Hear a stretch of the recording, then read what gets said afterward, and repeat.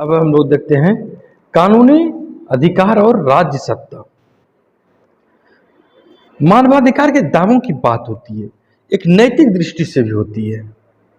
वहीं हम यह भी कह सकते हैं कि इन अधिकारों का दावा जितना अधिक कर लिया जाए, लेकिन यह भी महत्वपूर्ण है कि सरकार का समर्थन किस हद तक मिलता है।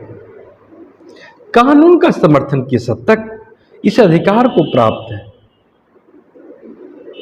और अगर संविधान ने आपके अधिकारों को मान्यता दी है, महत्वपूर्ण समझा है, तो ही सरकार पर एक नैतिक दबाव होता है कि वह उसका पालन करे।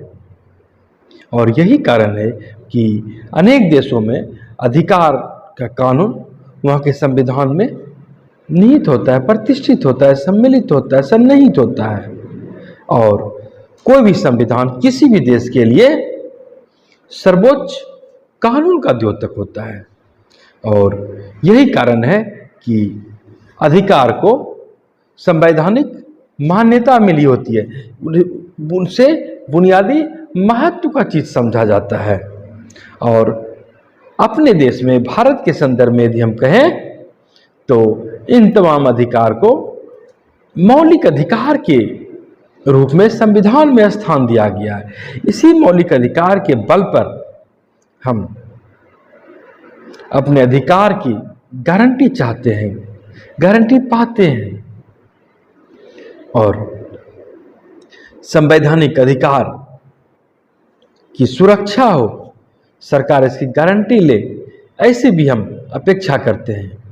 और यह समझ लें संविधान में उन अधिकारों का उल्लेख रहता है जो आपके बुनियादी अधिकार के लिए महत्वपूर्ण है। और ऐसे अधिकार का भी उल्लेख संभव है जो किसी देश के विशिष्ट रीति रिवाज हो, परंपरा हो, संस्कृति हो, उस अनुकूल वह अपना कानून बनाता है। जैसे कि भारत में सामाजिक तौर पर छुआछूत जैसी बात थी, अस्पृश्यता जैसी बात थी, मानव में भेदभाव किया जाता था। तो जब संविधान बनाने की बात आई तो संविधान निर्माताओं को लगा कि यह एक प्रथा चली आ रही है बरसों से, लेकिन यह प्रथा नहीं है, यह कुप्रथा है।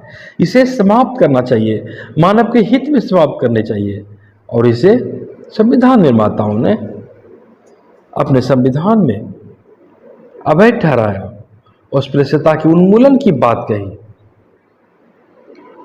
और हमारे जो हम दावा करते हैं, इसे कानूनी और संवैधानिक मान्यता मिली होती है। और जो राजनीतिक सिद्धांतकार होते हैं वो इन्हें परिभाषित करते हैं, उन्हीं को परिभाषित करते हैं जिसे राज्य ने महत्व दिया है, राज्य ने मान्यता दिया होता है।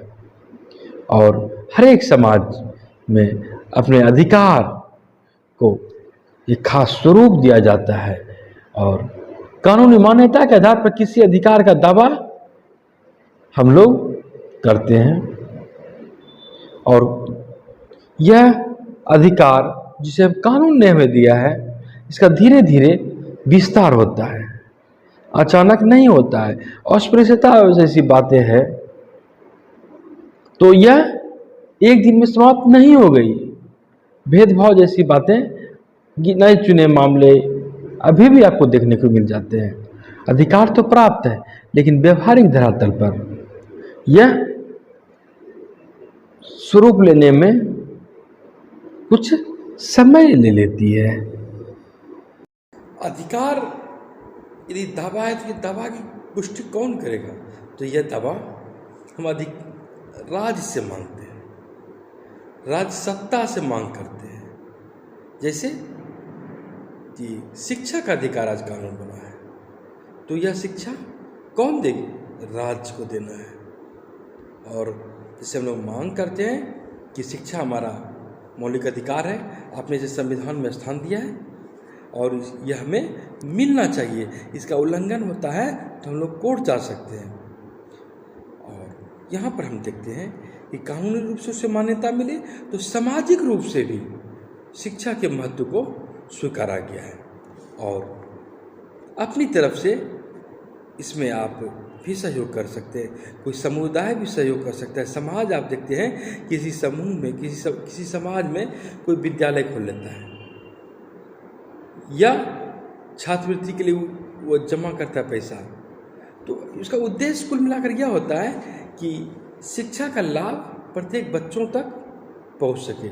लेकिन किसी छोटे समुदाय की बनिस्बत यह जिम्मेवारी राज्य की होती है कि वह ऐसा उपाय करे, ऐसी व्यवस्था करे जिससे कि शिक्षा के अधिकार का क्रियान्वयन सही तरीके से हो।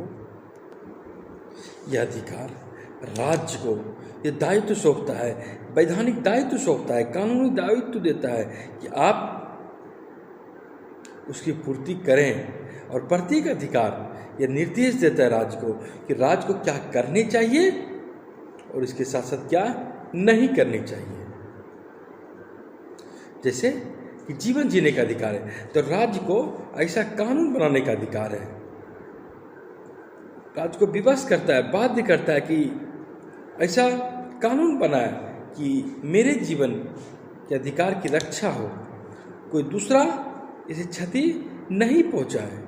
तो यह अधिकार राज्य से मांग करता है कि मुझे जिससे कहीं से नुकसान हो रहा है तो उससे मुझे बचाए। और कोई समाज यदि महसूस करता है कि जीने का अधिकार का मतलब अच्छे जीवन का अधिकार है, तो राज्य सत्ता से ऐसी उम्मीद की जाती है कि आप ऐसा कानून बनाएं जिसकी जीवन मेरा बेहतर हो सके। जैसे स्वस्थ जीवन का अधिकार आज मांग उठ रही है, तो ऐसा माहौल क्रिएट करने की आवश्यकता राज्य से होती है, अपेक्षा होती है कि वातावरण स्वच्छ रहे।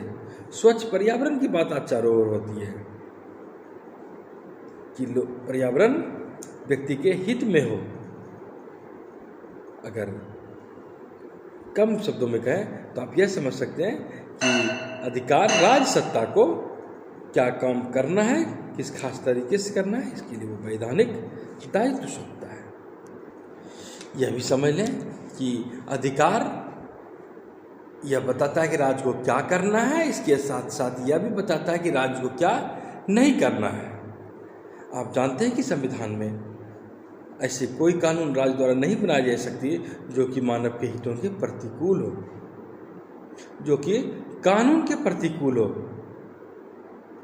संविधान इसे मान्यता नहीं देती है जिस बातों को, उसका उस बात का कानून राज्य द्वारा नहीं बनाया जा सकता है।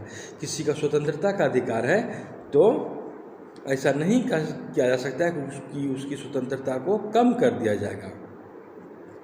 सबों को स्वतंत्रता का अधिकार है तो किसी को मनमाने तरीके से गिरफ्तार नहीं किया जा सकता।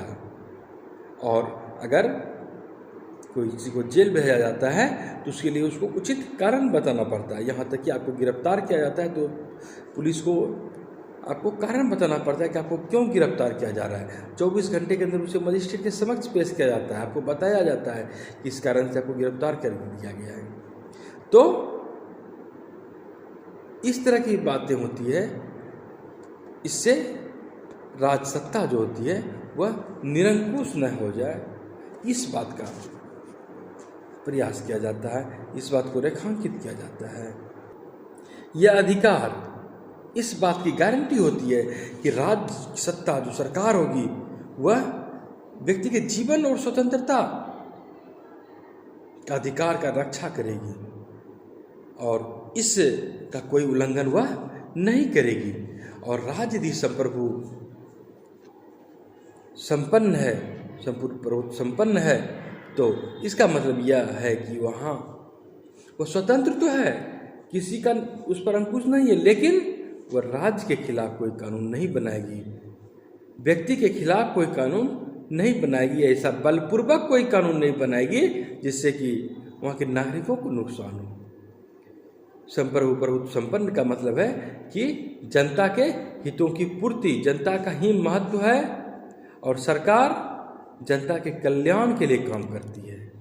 हालांकि जवाबदेह सरकार ही है, उसे यह नहीं भूलना चाहिए। कानून कोई भी कानून बनता है तो लोगों की रक्षा करने के लिए यह सुनिश्चित की जाती है।